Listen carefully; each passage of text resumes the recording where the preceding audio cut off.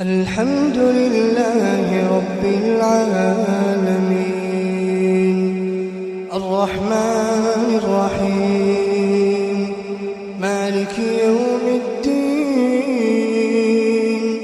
إياك نعبد وإياك نستعين اهدنا الصراط المستقيم صراط الذين أنعمت عليهم غير المغضوب عليهم ولا الضالين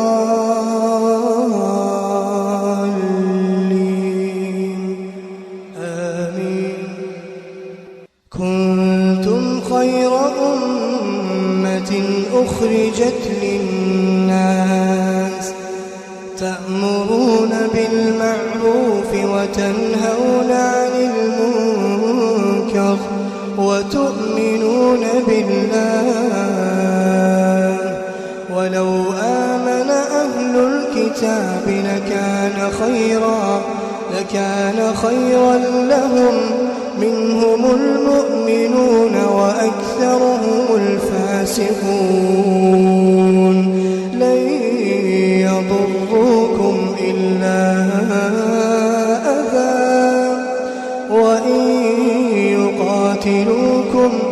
وإن يقاتلوكم يولوكم الأدبار ثم لا ينصرون ضربت عليهم الذلة أينما ثقفوا إلا بحبل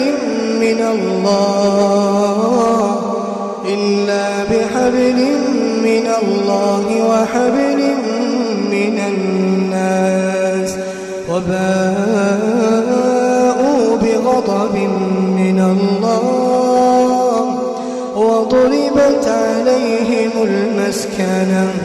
ذلك بأنهم كانوا يكفرون بآيات الله